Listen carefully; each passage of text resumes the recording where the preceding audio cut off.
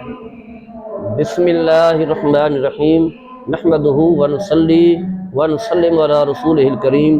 وعلی آلہ الطیبین واصحابہ الطاہرین اما بعد۔ حضرات گرامی، ہمارے ہاں لے پالک کا تصور جو ہے وہ عام ہے۔ جب کسی کے ہاں اولاد نہیں ہوتی تو فیملی کے افراد جو ہے بڑے پریشان رہتے ہیں، یعنی شوہر بھی اور بیوی بھی، اور زیادہ جو ہے خواتین پریشان رہتی ہیں۔ اولاد نہیں ہے جس کے ساتھ جو ہے وقت گزارا جائے، پھر خواتین جو ہے گھر میں اکیلے رہ کر کے سوچ و بچار میں اسی پریشانی میں مبتلا ہو جاتی ہیں، کئی بیماریاں لگ جاتی ہیں، تو پھر ان کی کوشش ہوتی ہے کہ کسی سے بچہ لے کر کے اسے پالا جائے۔ پہلی بات تو یہ ہے کہ اللہ تبارک و تعالیٰ نے قرآن مجید فرقان حمید میں واضح طور پر فرما دیا،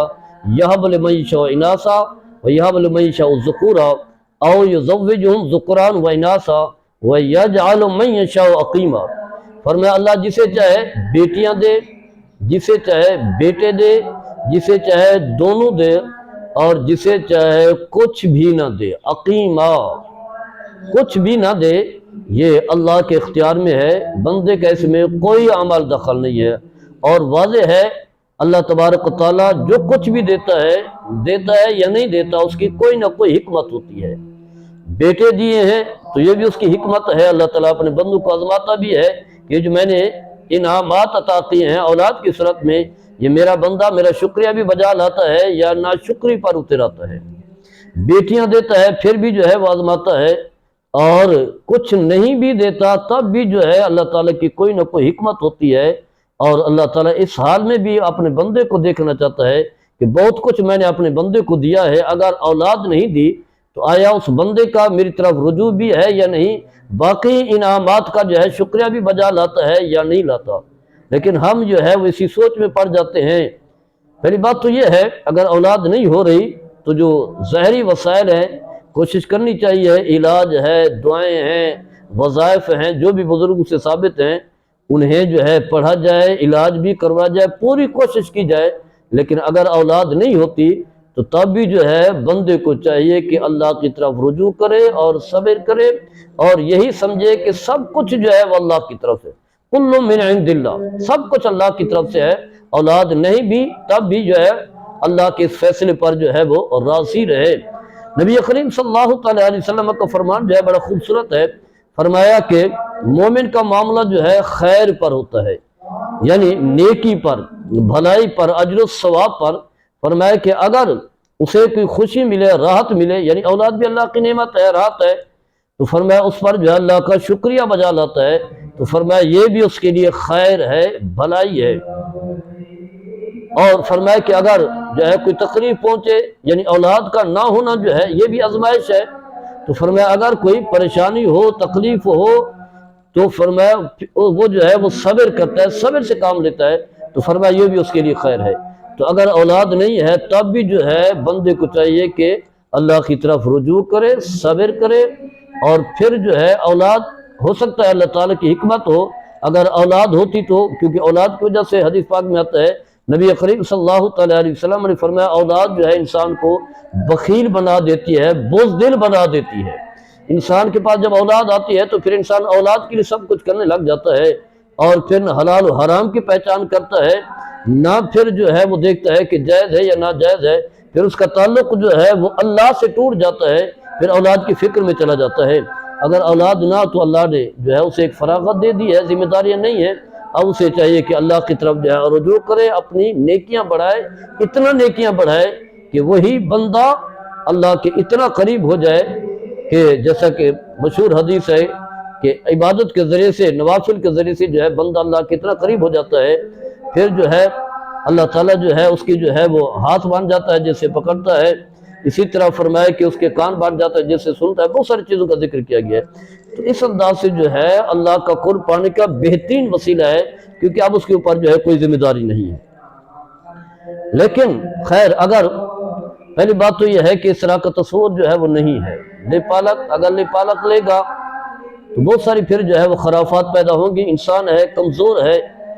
اسے پتہ ہی نہیں ہے کہ میں نے اب کیا کرنا ہے، آگے میرا قدم جو اٹھے گا کہیں ایسا نہ ہو کہ شریعت کے خلاف نہ ہو، اسی خوشی میں ظاہری طور پر جو ہے خوشی کے چکر میں جو ہے کہ گھر میں جو ہے بیٹا بھی ہے، اسے پڑھا رہا ہوں، خوشی کا باعث بن رہا ہے، سب کچھ کر رہا ہوں، تو دنیاوی خوشی کے چکر میں جو ہے کہیں ایسا نہ ہو کہ خلاف شرع کام نہ کرے، اور بکثرت جو ہے خلاف شرع کام کیا جاتا ہے۔ بس اوقات جو ہے اگر وہ بیٹی لیتا ہے تو بیٹی جو ہے لڑکی یعنی لیتا ہے تو واضح اس کے لیے وہ غیر محرم بھی ہو سکتی ہے، کسی غیر کی ہو، عام طور پر جو ہے یتیم خانوں سے جو ہے لیا جاتا ہے، تو ایک تو یہ گناہ ہوگا کہ غیر محرم عورت جو ہے اس کے گھر میں رہ رہی ہے، اور کبھی خلوت کا وقت بھی ہوتا ہے، کبھی نظر پڑ جاتی ہے، تو بہت سارے احکام ہیں، پردے کے احکام ہیں، تو وہ تو یہی سمجھے گی کہ شاید یہ میرا والد ہے، پردے نہیں ہے، جبکہ پردہ بھی ضروری ہے، تو پردہ بھی نہیں کر رہا ہوگا۔ یا اسی طرح جو ہے وہ لڑکا لیتا ہے تو وہ اس کی جو بیوی ہے اس کے لیے جو ہے وہ غیر محرم ہوگا، اس کی الگ خرافات ہوں گی۔ چلے اگر محرم بھی لے لے، عام طور پر جو ہے وہ مرد جو ہے اپنے بھائی کی اولاد لے لیتا ہے تو وہ تو اس کے لیے جو ہے وہ تو محرم ہوگا، یعنی اگر بیٹی لی ہے تو اس کے لیے تو محرم ہوگی، تو اگر بیٹا لیتا ہے تو اس کی بیوی کے لیے جو ہے وہ تو محرم نہیں ہے۔ پھر سب سے بڑی بات جو ہے، جو سب سے بڑی خرافات یہ ہے کہ جس کی حقیقی اولاد ہے اس کی طرف نسبت نہیں کی جاتی، بلکہ غیر حقیقی یعنی جس کا بیٹا نہیں ہے اس کی طرف نسبت کی جاتی ہے۔ اور پھر قرآن کا واضح حکم ہے، قرآن کریم میں اللہ تعالیٰ فرماتا ہے ادعوہم لآبائہم، سورہ احزاب کی آیت کریمہ 21واں پارہ ہے، فرمایا کہ بچوں کو جو ہے ان کے حقیقی باپ کے نام سے جو ہے پکارو، یعنی جو اس کا حقیقی والد ہے۔ اور پھر نبی کریم صلی اللہ تعالیٰ علیہ وسلم کی بڑی صریح حدیث ہے، فرمایا کہ وہ شخص جو اپنے حقیقی والد کے بجائے کسی اور کی طرف نسبت کرتا ہے تو فرمایا اس کا ٹھکانہ جو ہے وہ دوزخ ہے۔ تو یہ چیزیں جو ہے عام چل رہی ہوتی ہیں، اور لوگوں کو کوئی فکر ہی نہیں ہے، حقیقی والد کوئی ہے اسے چھپایا ہو، یعنی چھپانے کا الگ گناہ دھوکہ ہے، اسے پتہ ہی نہیں ہے کہ میرا باپ کون ہے، جو باپ نہیں اسے باپ کہہ رہا ہے۔ اور پھر لوگ ایسے پھنستے ہیں، پھر لوگ پوچھتے ہیں بعد میں کہ اب جو ہے حقیقی باپ کا نام جو ہے کیسے بلائیں، بچہ سکول میں داخل ہو چکا ہے، اب اس کی سند میں بھی بن چکی ہے، فلاں کام ہو چکا ہے، بھئی کوئی بات نہیں، چلے سنتیں بن گئی، یہاں تو آپ پھنس گئے ہیں، لیکن اسے بلاتے ہوئے پکارتے ہوئے جو ہے وہ حقیقی والد کے نام سے جو ہے پکارے۔ اور پھر بس اوقات لوگ جو ہے جب نکاح کا مرحلہ ہوتا ہے اس وقت سب پریشان ہو جاتے ہیں، یعنی پہلے کوئی فکر نہیں ہے، آخرت کی کوئی فکر نہیں، اللہ کے احکام کا مذاق ہو رہا ہے، مذاق جو ہے وہ ہو رہا ہے، یعنی جو حقیقی والد اس کی طرف نسبت نہیں ہو رہی، حرام کا ارتکاب کر رہے ہیں، اتنا عرصہ جو ہے وہ حرام کا ارتکاب کرتے رہے، کوئی احساس نہیں ہے۔ اب نکاح کا مرحلہ آیا، کسی نے ذہن میں بات ڈال دی ہے کہ شاید جو ہے وہ حقیقی والد کا نام نہیں لیں گے تو نکاح نہیں ہوگا، تو خیر نکاح میں سے کوئی فرق نہیں پڑتا، گناہ الگ رہے گا، وہ گناہ ختم نہیں ہوگا، نکاح کے وقت بھی گناہ ختم نہیں ہوگا، لیکن نکاح تو خیر واضح ہو جائے گا، کیونکہ تعارف تو ہے، دونوں فریق ایک دوسرے کو جانتے ہیں، یہ لڑکا ہے یہ لڑکی ہے، چاہے والد کا نام نہ بھی لیا جائے، ایک دوسرے کا تعارف بھی کافی ہوتا ہے، نکاح ہو جاتا ہے، کیونکہ نکاح کی جو شرائط ہیں وہ ہے ایجاب و قبول ہیں، گواہ ہیں، تو یہ باقی ساری چیزیں پائی گئی ہیں تو نکاح ہو جائے گا، لیکن جو حقیقی والد کا نام نہیں لیا گیا اور اتنے لوگوں کے سامنے جو ہے چھپایا گیا ہے وہ الگ گناہ ہے۔ اس کے علاوہ جو ہے پھر ایک اور مرحلہ ہوتا ہے گناہ کا، وہ ہے ترکے کے حوالے سے، جائیداد کے حوالے سے، عام طور پر جو ہے وہی پالتے رہے، یہی مشہور ہو گیا کہ یہ اسی کا بیٹا ہے، تو ترکہ جو ہے وہ حقیقی ورثاء کو ملنے کی بجائے جو ہے غیر حقیقی جو وارث نہیں ہے انہیں جو ہے مل رہا ہے۔ اور پھر میرے آقا صلی اللہ تعالیٰ علیہ وسلم کا واضح فرمان ہے، فرمایا کہ جو شخص جو ہے کسی وارث کو ترکے سے محروم کرتا ہے، قیامت کے دن اللہ تعالیٰ اسے جنت سے جو ہے وہ محروم کر دے گا۔ تو اتنا بڑا گناہ جو ہے وہ ہو رہا ہے، اور پھر جو ہے جو اسے حقیقی والد کی طرف سے جو ترکہ ملنا تھا وہاں سے بھی محروم ہو گیا،